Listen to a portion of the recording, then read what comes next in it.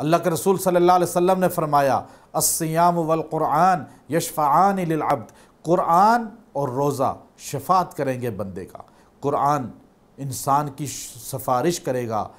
कुरान को सही पढ़ना, मानी के समझ के पढ़ना, तलफ़्फ़ुज़ की अदायगी के साथ पढ़ना, गलती ना करना। अब कुरान पाक में बहुत से ऐसे अल्फाज हैं जिनको अगर इंसान गलत पढ़ेगा, उसमें छोटी सी गलती इंसान की नमाज को तोड़ देती है। जैसे आप है अल्हम्दुलिल्लाह, आप इसमें अल्हम्दुलिल्लाह कहते हैं, मानी है अल्लाह, तमाम तारीफ़ें अल्लाह के लिए हैं, लेकिन आप इसको हा की जगह अल्हम्दुलिल्लाह कह दें तो हलाकत बन जाता है मानी, यानी हलाकत नाउज़ुबिल्लाह अल्लाह के लिए है। तो कुरान को समझ के पढ़ना, फिर साल में कम अज़ कम 2 मरतबा कुरान पाक का ख़त्म करना, ये कुरान पाक का हक़ है। क़यामत का दिन होगा, कुरान कहता है कि ईमान वाले मुसलमान हशर में इकट्ठे होंगे, रसूलुल्लाह की शफ़ाअत के मुश्ताक होंगे, लेकिन उस वक़्त रसूल कहेगा, कुरान कहता है वक़ाल रसूल या रब्बी इन्ना कौमी इत्तख़ज़ू हाज़ल क़ुरआन महजूरा, ये मेरी कौम है जिन्होंने कुरान को पसे पुश डाल दिया था, कुरान को छोड़ दिया था।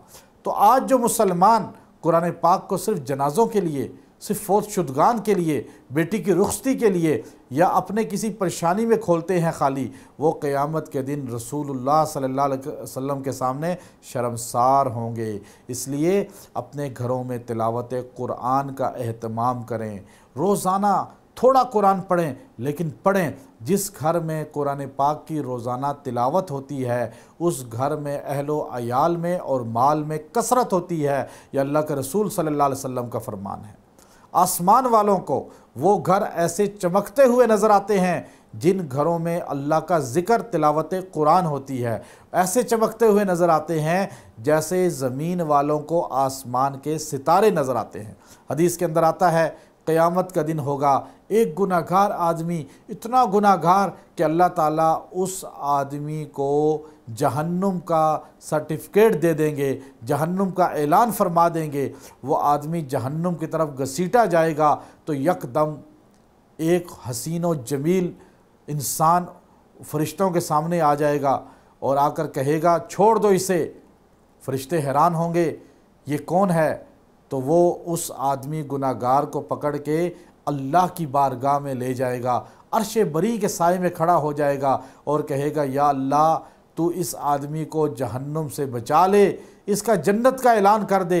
अल्लाह कहेगा बहुत गुनाहगार है, बहुत ख़ताकार है, इसके गुनाह नेकियों पे हावी हो चुके हैं, इसके लिए जहन्नुम यकीनी है। ये अल्लाह से कहेगा ए अल्लाह इसको बख्श दे।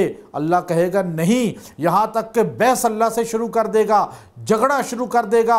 अल्लाह ताला से कहेगा या अल्लाह, या मेरा इनकार कर दे या इसको बख्श दे। अल्लाह कहेगा तेरा इनकार नहीं कर सकता, जा मैं इसको बख्शता हूँ, इसको जन्नत का ऐलान करता हूँ। वो इंसान इस आदमी का हाथ पकड़ेगा और उसे जन्नत बरी की तरफ ले जाएगा, यहाँ तक कि जन्नत के दरवाज़े पे पहुँचा देगा।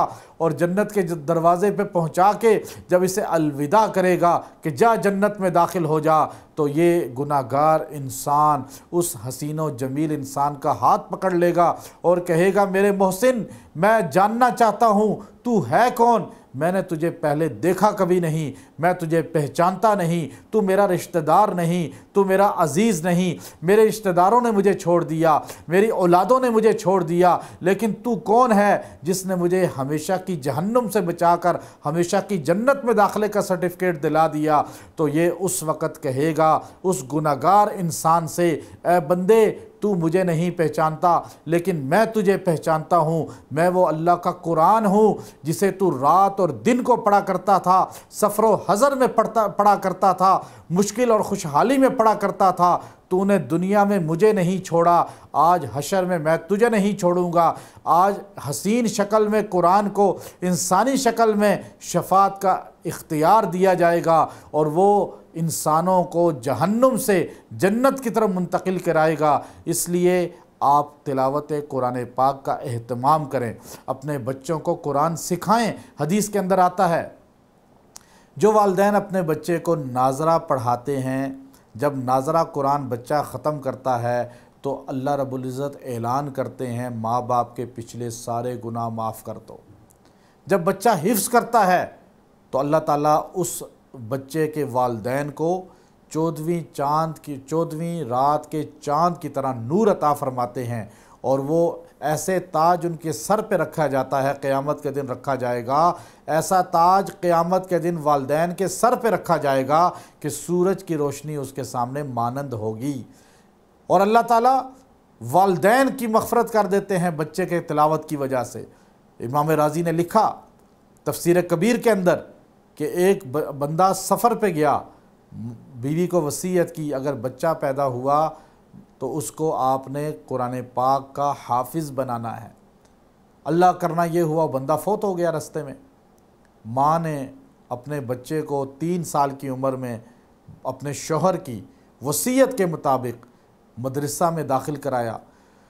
बच्चे ने उस्ताद से जब पढ़ा आऊज़ु बिल्लाह के बाद बिस्मिल्लाहिर्रहमानिर्रहीम, तो अल्लाह ताला ने आसमान के फ़रिश्तों को हुक्म दिया, मेरे बंदो, मेरे फ़रिश्तों, आज मेरे एक बंदे के बच्चे ने ज़मीन पे मेरा नाम लिया है और उस बच्चे का बाप गुनाहों की वजह से जहन्नुम में है, तुम जाकर उसको जहन्नुम से जन्नत में मुंतकिल कर दो। मुझे हया आती है कि मेरा नाम ज़मीन पे जो ले और मैं उसके वालिदैन को जहन्नुम में डालूं। इसलिए अपने बच्चों को कुरान का हाफिज़ बनाएं, कुरान पाक का कारी बनाएं और अपने घरों में तिलावत कुरान पाक का एहतमाम करें। अल्लाह रब्बुल इज़्ज़त हमें अमल की तौफ़ीक दे। व आखिरु दाअवाना अनिल हम्दुलिल्लाहि रब्बिल आलमीन। वीडियो के नीचे सब्सक्राइब के बटन पर क्लिक करें, बेल के आइकॉन पर क्लिक कीजिए ताकि हर नई वीडियो की नोटिफिकेशन आपको मिल जाए।